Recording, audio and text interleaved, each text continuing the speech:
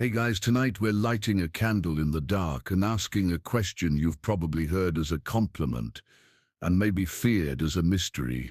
Why do you look younger than you are? No, really. That baby face, that smooth glow, that forehead that refuses to wrinkle no matter how many spreadsheets you've squinted at. But what if the answer isn't just genetics, hydration, or overpriced eye cream? What if something ancient, something divine is preserving you from the inside out? So before you get comfortable, take a moment to like the video and subscribe, but only if you genuinely enjoy what I do here. And hey, post your location and local time in the comments. I love seeing where in the world you're watching from and when. Now dim the lights, maybe turn on a fan for that soft background hum, and let's ease into tonight's journey together. Light preserves youth. You sit in the soft golden light, and your mind drifts to the beginning, Genesis. When God says, "Let there be light," he's not just flipping a switch. That light predates the sun, moon, and stars. It's not sunlight, it's something purer. Some scholars call it the primordial light, a divine glow that doesn't just illuminate, it energizes, enlivens. Now, you probably didn't expect a skincare routine in Genesis, but that light, it keeps showing up. Psalm 104 says, God wraps himself in light like a garment. When light is divine, it doesn't just shine, it preserves. Think of Moses, whose face literally glowed after spending time in God's presence. They had to cover him up. Man was radiant like a cosmic nightlight. Historians still argue whether that glow was metaphor or miracle, but either way it links light to something eternal, something undiminished. And you walk in that same light. Every time you tune your heart to God, you absorb a bit of that ageless brilliance without even knowing it. You're not just reflecting light, you're hosting it. Obedience slows the clock.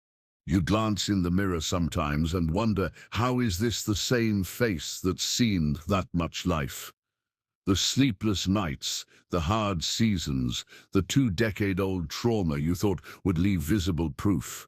But there it is, skin smoother than expected, eyes still catching light, like stained glass, not untouched by time, but unruined by it. And that leads us to something sneakier than moisturizer. Obedience. In Scripture, obeying God isn't just about rules, it's about rhythm. When you walk in his ways, you fall into sync with the one who is outside time. And that rhythm, it has side effects. Proverbs says the fear of the Lord adds length to life. Exodus tells of people whose sandals didn't wear out over 40 years in the desert. That's not just supply chain magic, it's divine preservation. The kind that keeps even fabric from fraying. Imagine what it does to your skin. You picture Daniel now, captive under stress, surrounded by Babylonian decadence, and yet he refuses the king's meat and wine. Goes veggie and prayerful. 10 days later he looks better than the others, fresher, healthier, no Botox, just broccoli and obedience. Historians still argue whether this was dietary science or divine miracle, but the message is the same. When you align with God, the world's decay rate doesn't fully apply. Obedience in Scripture slows the clock. You age, yes, but differently. Like you're walking through time without wearing it. A quirky fringe interpretation from certain early Christian monks said every act of obedience polished the soul, and when the soul shines, the body reflects it. Not just spiritually, visibly. They claimed some saints' bodies didn't decay. Whether or not that's true, it points to a deep belief. Doing right doesn't just feel good, it shows, and somehow, on you it does. Peace, preservation. You sit in a quiet room, maybe after a long day, and someone tells you you just look calm, peaceful, younger than your years. And you smile, half shy, half suspicious, because you do carry years tucked behind the eyes, under the ribs, folded into your thoughts like creases in a letter, but they don't show, not the way you expect.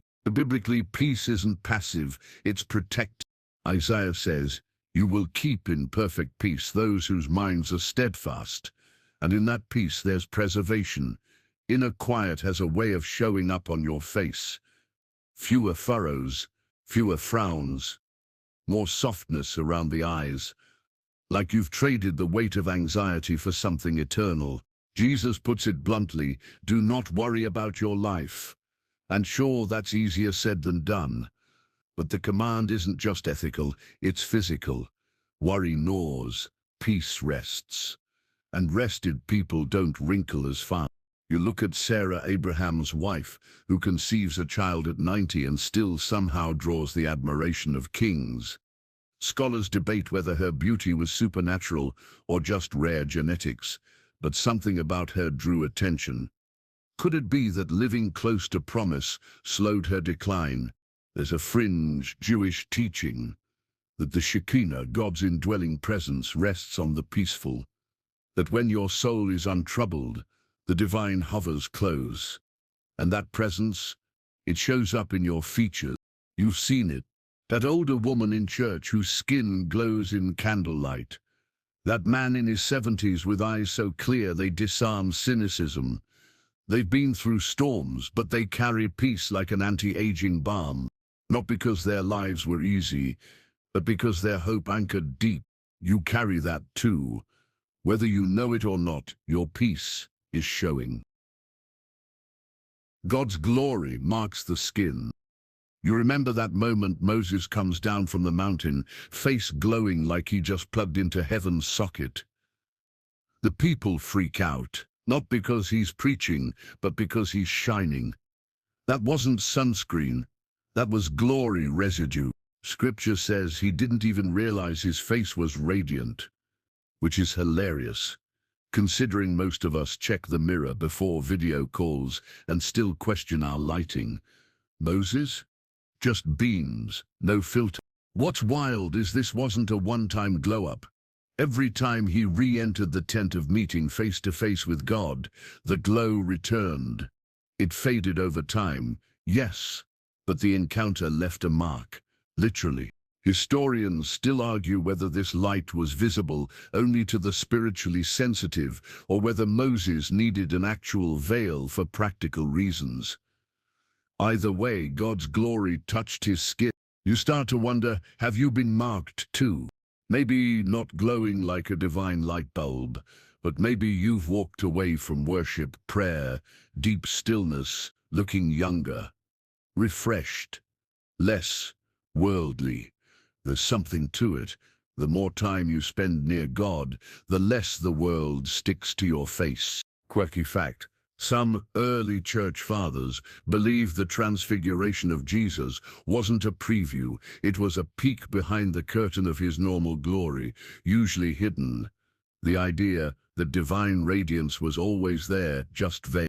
Maybe you've had that. Someone tells you you look lighter after a hard season. Not skinnier, lighter, like something came off.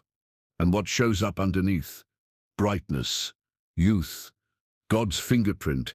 And no, you don't need to climb a mountain to earn that glow. Sometimes just sitting quietly, being still, letting your soul exhale, is enough. That's where the glory lingers. And on you it's already begun to show.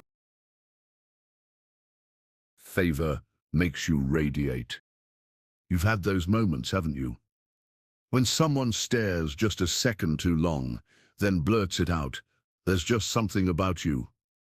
And maybe they mean your skin, or your smile, or the way your laugh doesn't sound tired, but what they're actually seeing. Favor. In the Bible, divine favor isn't just spiritual, it's visible. Proverbs says it brings life to the body. Psalms says it surrounds you like a shield. And in Exodus, when God tells Moses, "You have found favor in my sight," Moses glows for the rest of his life. See what we did there. Favor in Scripture often shows up in appearance. Joseph, wrongfully imprisoned, rises to second in command. Esther, an orphan in exile, is described as lovely in form and features, but it's her favor that stops a genocide. Scholars still debate whether her beauty was supernatural or just cultural code. But either way, she stood out. You walk through life not just with good genes, but with grace. That unearned light that somehow softens the years. People may think you've been spared the usual wear and tear of age, but what you've really been spared is bitterness, and bitterness ages faster than sunlight. A quirky old tradition among desert monks taught that those who live with joy actually altered the air around them. The divine favor leaked through the pores. They called it the fragrance of holiness. Imagine that, being so saturated in God's goodness that it hangs on you like perfume. So the next time someone says you don't look your age, don't just thank your skincare. Consider the possibility that it's favor, that divine yes, wrapped around your days like light, like balm, like a gentle shield that says, this one is mine. So now the questions grow quiet and your breath evens out. You've wandered through light, obedience, peace, glory and favor, and maybe, just maybe, you're starting to understand that your youthfulness isn't random. It's woven, designed, tucked gently into the way you've walked with God, whether you realized it or not. The world chases youth like a prize, sells it in jars, injects it in syringes, filters it into pixels. But divine youth, it's different. It's subtle. Not about perfection, but about presence. It's not about subtracting years, it's about carrying them lightly like they don't weigh what they used to. You've been held, watched, kept, and that keeping shows up in the mirror in ways science hasn't fully explained. A lightness in your expression, a soft resilience in your voice, a kindness in your eyes that didn't wrinkle when they probably should have. So here, at the end of this slow-burning reflection, let yourself rest. Let the truth whisper over you like a breeze, that when you walk with God, time doesn't rush you, it dances around you. That the face you carry into each day is marked not just by age, but by presence, favor, peace. You look younger because something ancient lives in you. And when the world stares, wondering how you glow like that, you'll smile not out of vanity, but out of knowing. You've been walking in light. You always were.